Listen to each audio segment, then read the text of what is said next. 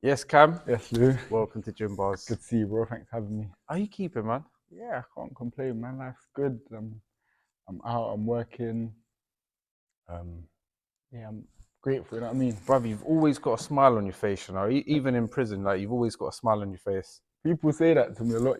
I've had people come up to me and say, "Why do you smile so much?" They got a problem with it. I don't really understand what that's all about. But you know what?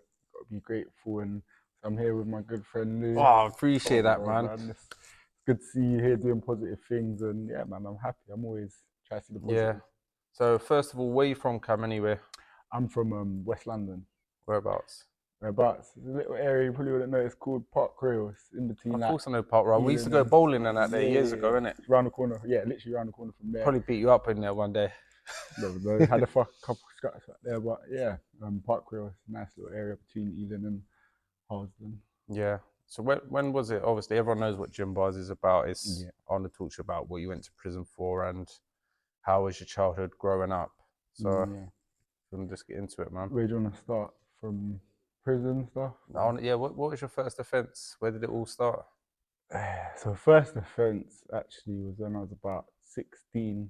Um, I was hanging around with this guy and we were out drinking. I used to drink a lot when I was younger and smoke a lot of weed, but we were drinking. And one day, obviously, young broke. He was like, "Oh, let's go on the eat. Let's do a little robbery." I was like, "Fuck it." I was drunk at this point, drank a Yeah. lot. Um, and then I was half-hearted. It was a half-hearted. Yes, I'm not really that guy. I'm not a robber. I'm not a bad guy. I don't condone Oh, I love violence that or though. any of that. At least you're owning it. What sort of was it a robbery then? Yeah, so it's a street robbery. So basically, he's A walking street robbery. along. Yeah, and then he's seen one geezer. He's gone up to him. We've got it cracking. He's took his phone and his thing. He's given him a couple licks. I've got involved to a small extent. But Yeah. what happened, the maddest thing was we had a bottle on us. I think it's a bottle of tequila, and we were back in that. And as we were doing the robbery, bottle was dropped and smashed. And Yeah. then anyway, we've got away, whatnot. And then a couple months down the line, I've got nicked for fighting on a different offence. And that was the first time I actually got arrested.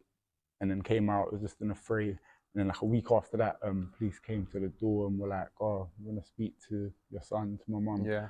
about a robbery." And I was like, "What are you talking about? Is this in a fray?" And then I was like, "No, there's DNA evidence." Basically, long So story is short, this the second robbery where you? no, there's one robbery. So after getting nicked for a fray, my first time Mm, getting nicked, that bottle that smashed in that robbery, has your obviously the first DNA time on it it? had my DNA, so then they linked it back. And yeah, it was a mad time. I was about 16. My mum, she's done a good job raising me. It's not really in my character. It came from hanging around the wrong people, drinking and whatnot. But yes, I think also it's down to yourself as well, Cam. Like I think yeah, it's too easy to blame other people when no, we can 100%. actually walk. Did you find it hard to walk away from things like your friends Oh yeah, I'm very easily. Should I led? say I'm easily influenced? Yeah, because I've got ADHD. I just do things for the sake of it sometimes. But yeah, so then that ended up going to court. And maddest thing is, the guy that was the main guy, he must have said something to the police because next thing you know, the charges got dropped against him. It was me in court. Um, so I went not guilty, explained the circumstances. I was drunk and that I wasn't really in it. I was just with my friend and it happened. It's not a snitching thing because at this point he's already somehow got himself off the hook. How did So he get himself off the hook? Was he exactly, talking? he must have been talking, bro, because yeah, it was mad. He got himself off the hook, and I was there in the dock on my own with my mum, even though they knew it was two people and all of that. Not adding up. So anyway, Yeah. I just spoke my corner, said that also I was led, la la la, and luckily, thank God, it ended up a hung jury. So that's when obviously the jury split on Yeah. guilty or not guilty. And then the thing was either if the guy wants to come back to trial to re-testify, Yeah. and he didn't because he found it Oh, cool. too traumatic. So luckily that got dropped. But yeah, that was my first kind of run-ins with the law, I'd say. And then from there, I've always had jobs. I've worked in Virgin Active. I've worked in the creche. I've worked as a lifeguard.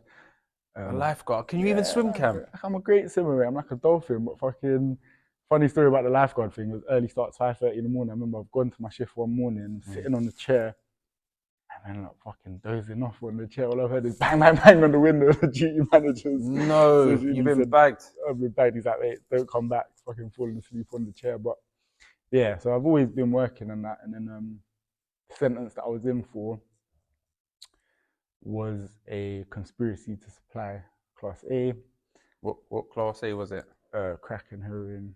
Are we talking like little like pebbles, Yeah, a lot of like pebbles. running a lot of A pebbles, lot like of running pebbles. around the estates in the local town and that. Yeah. It was down in Brighton. It wasn't really my game. I used to mess with a bit of weed and a bit of this and that.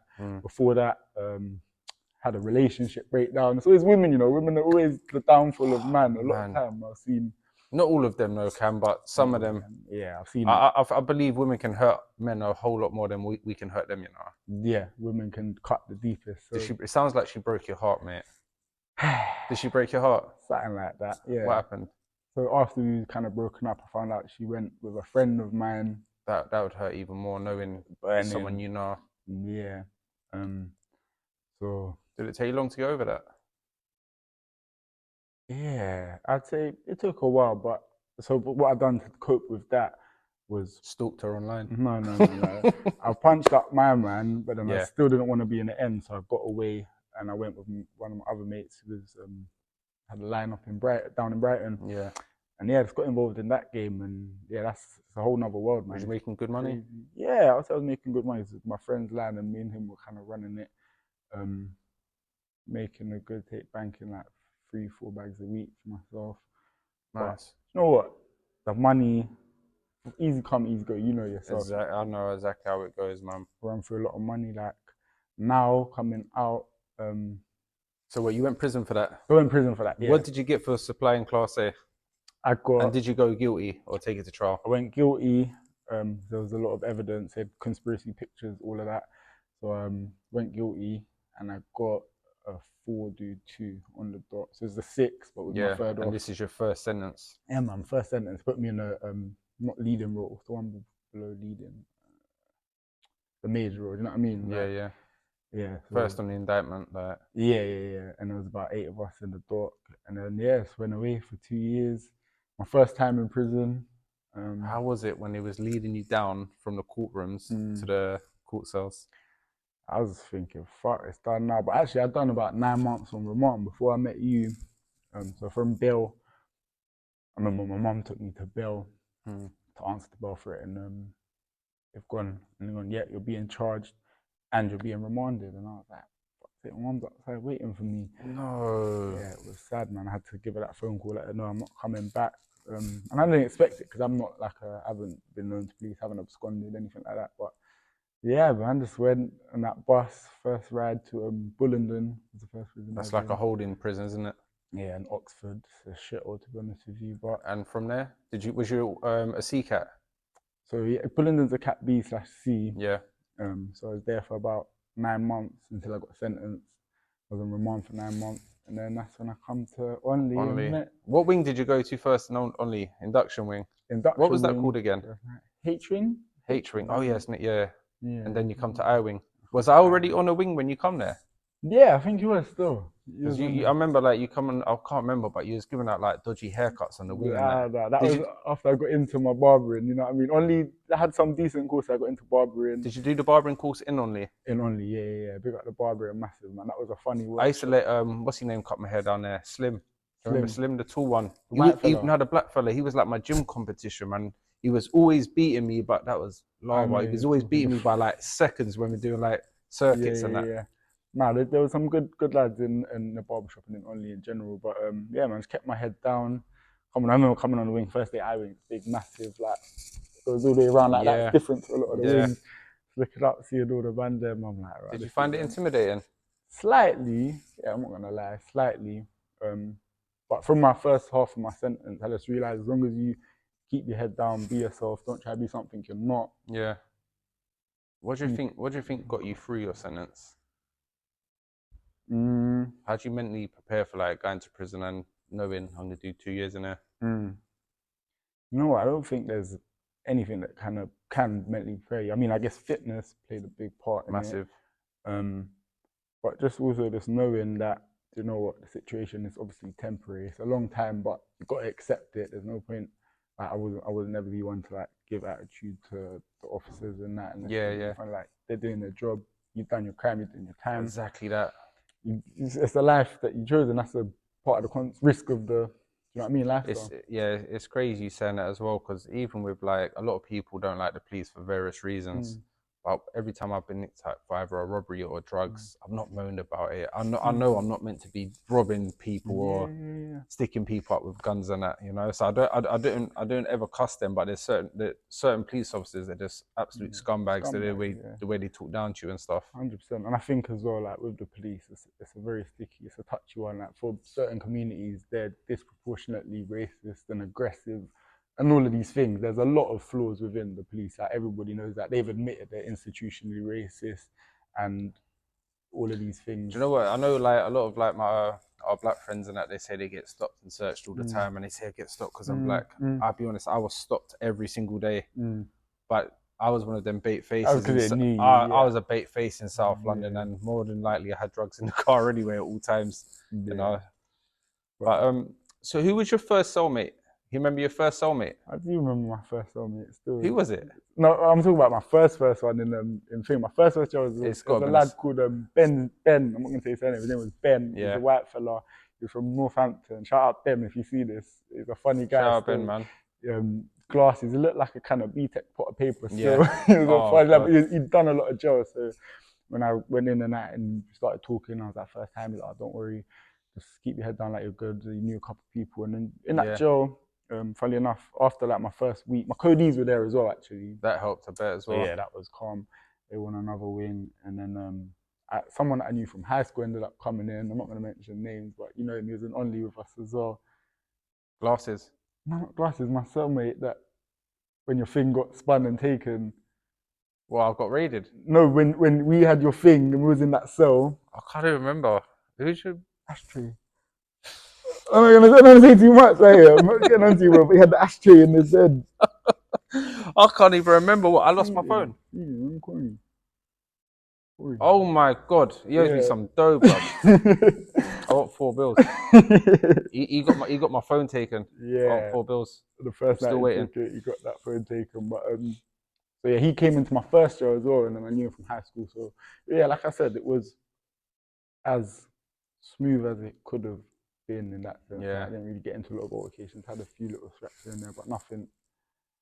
Did you do any like courses in prison? You know, like stop reoffending. Yeah, I think I've done like the cannabis course.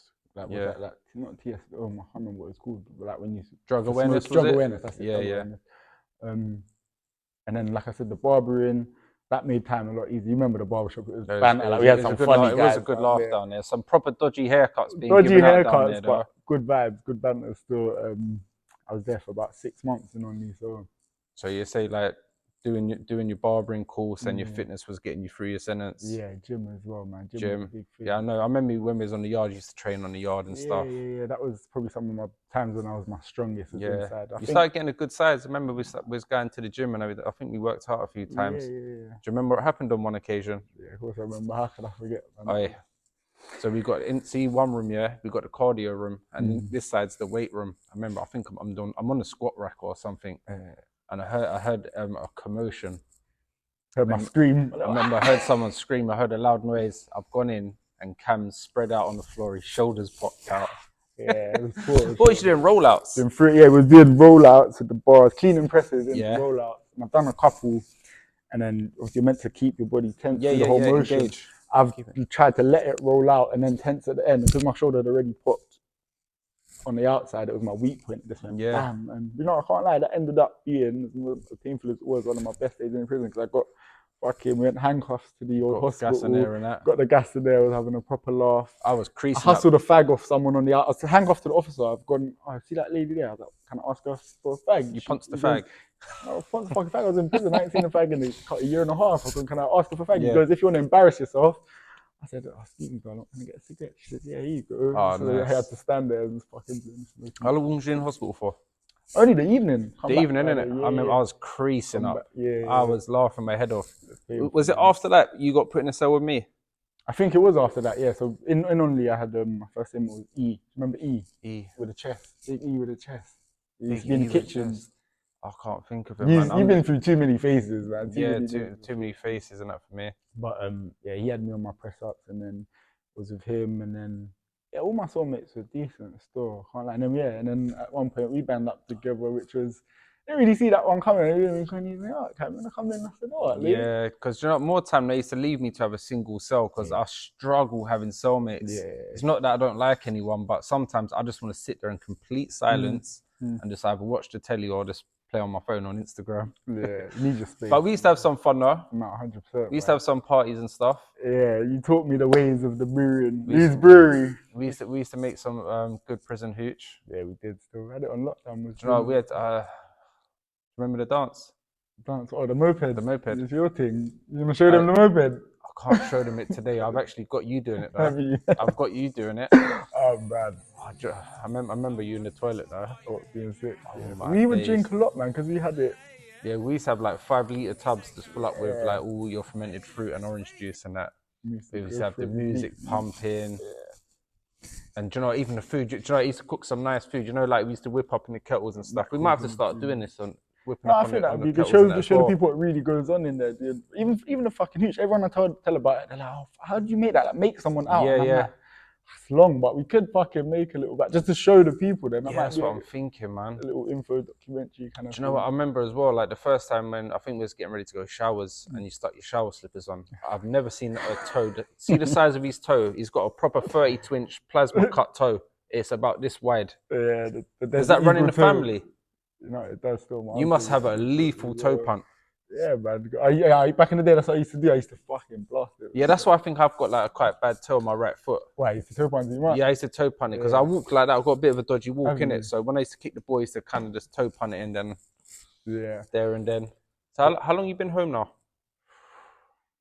Coming up to 5 years. In September, it will be 5 years I've been home. Yeah. Wicked. Was there much help from like probation service when you got out? Nah, definitely not probation. They don't really do much. Just kind of weekly check-ins. You're right. What you doing? Bam. That's it. But luckily for me, so when I was in Only, coming up to the end of my sentence, an organisation called Switchback got in contact with me. Shout out Switchback. Yeah, shout out Switchback. They got in contact with me, and they kind of offer one-to-one mentoring services through the gate. So you meet the mentor in prison, the same person you work with outside, and they just kind of start speaking to you and exploring like your life, what led you to being in prison, what your plans are for release, and then so I got to working with them, and I can't lie, they were a big support in the first. They worked with me for 3 months and out. Worked with them for 3 months, done some training. They got like training partners in the camp. So got some work experience. Used to meet every week and speak. And yeah, man. So down the line now, 5 years. Well, it was about 2 years ago. So 3 years on, after finishing, I went and done my personal training. Was doing that for a little bit. And then I went back to Switchback for a catch up, and I was like, oh, no jobs going here. And I got like an internship, smashed it. And I got like a junior role. Now I'm in a senior role. So yeah, I work for Switchback now.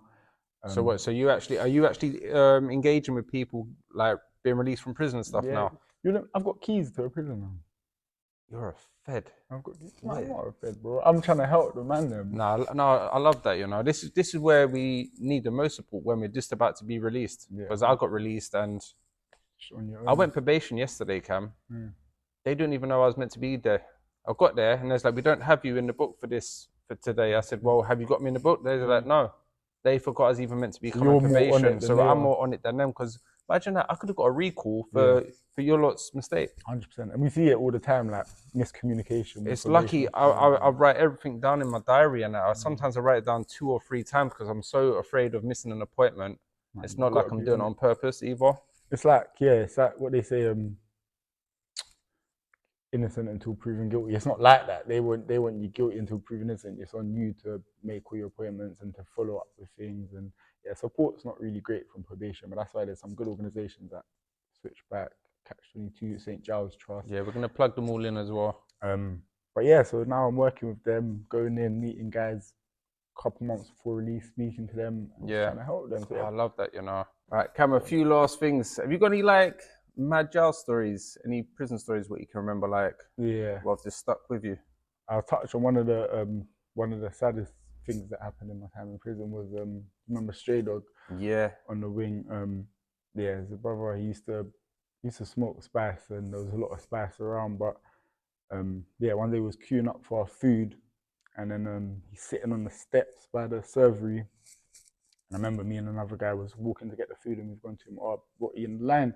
And he's gone, oh, no, I'm going to wait to the end to see if there's any extras. Yeah.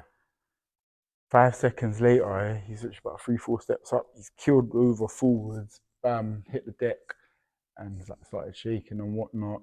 I remember everyone got banged up.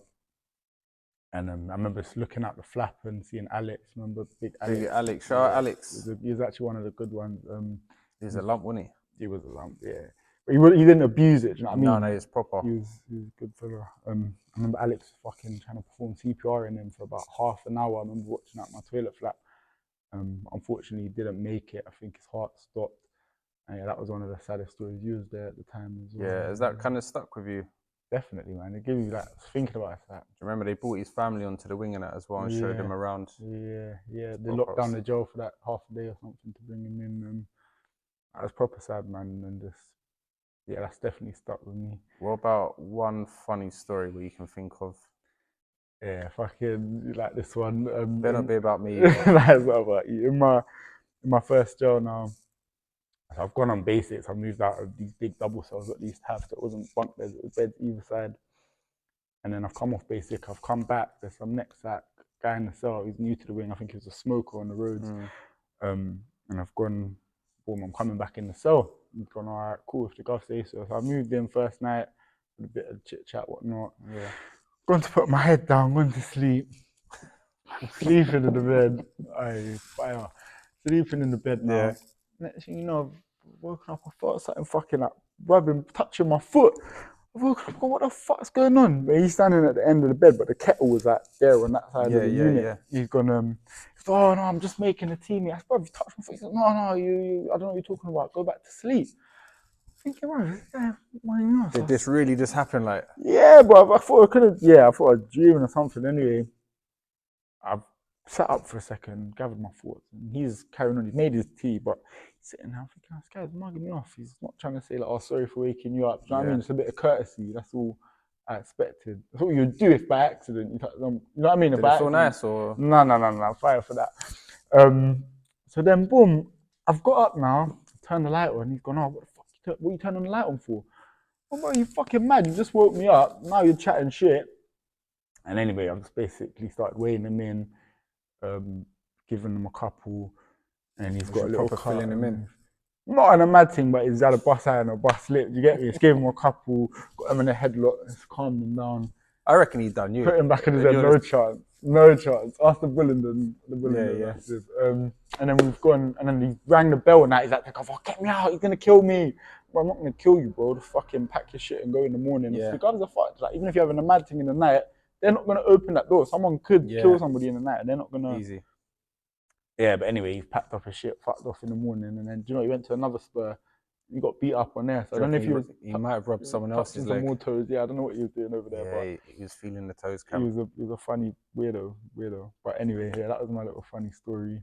And yeah, man, we had a lot of funny times in Oli. Loads of funny times. Obviously, all the hooch stories. You had the wing all drunk. You got videos of me drunk. I've definitely got that video. Have we got any? I need that video of all of us on the wing. I think we made about 10 liters that week. Yeah. What's the funny one called again? The chubby one.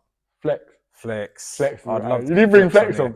We have to bring Flex on. We'll have a little I-wing one next time, innit? 100%, bro. All right, Cam, if you can leave them with something positive, my brother, I'd appreciate it, man. All I say is that for anyone that's kind of going through tough times or in a situation that they might not want to be in, you can definitely make the change. In the moment when you're in that position or situation, it seems like that's all there is to life. You know what I mean? You're in a tunnel, but you can definitely take yourself out of that situation by just reaching out to positive people, trying new things. As men, we shouldn't be scared to like kind of ask for help or reach out and ask questions. I think questions are good. You learn. The more questions you ask, and the more new things you try, that's how you grow. Get in your stretch zone. And yeah, man, just be positive and reach out and make new connections. It's not everything will come to an end. Everything in life comes to an end. So however bad the situation might seem, just know you'll get through it one day. Like for us, like, you had a long time, bro, and that must have been very dark tunnel at times, but we've come out and There's loads of dark tunnels. but now you're in the light. I don't know if you still like them dark tunnels. But Definitely don't like dark tunnels, by the way. But Cam, I appreciate you coming today. You ready for your workout? Yeah, thanks. Let's go, bro. Love. All right, Cam. This one's called 21s, yeah? And it's not your normal arm exercise either, by the way. So we're going to start with 7 pull-ups. You're going to go straight down to 7 ball slams. And we're going to move on to the bar. We're going to be doing 7 squat and front press with it, all right? Are you ready to rock and roll? We're going to try and get through this 5 times. Let's go. Let's go. 7 pull-ups. That's a good rep, that is, mate. 4, 5, 6, 7. Good set. Let's go. 7 ball slams. Yes, love that.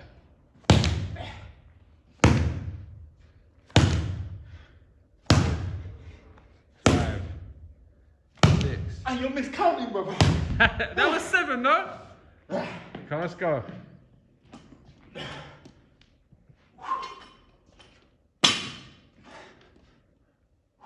Let's see what you got, Cam.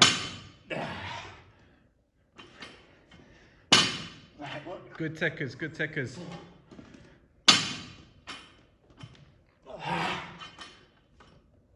What's that, 2 left? Let's go, let's get it. Love that. Cool. Come on, Cam, last set, last one, bro, let's go. Good reps. 2, 3, 4, 5. Last 2. 6. Come on, all the way down. Love that. Good rep, bro. Come on. Your turn to nominate, bro. I want to nominate Big Flex from iWing. I know you're going to see this. I'm calling you out. Come and lose them titties, baby. Let's get this work. Shout out Big Lou Gymbarz. Thanks for the opportunity, bro. It's been good. It's been real. That's Big Lou Gymbarz. We're out.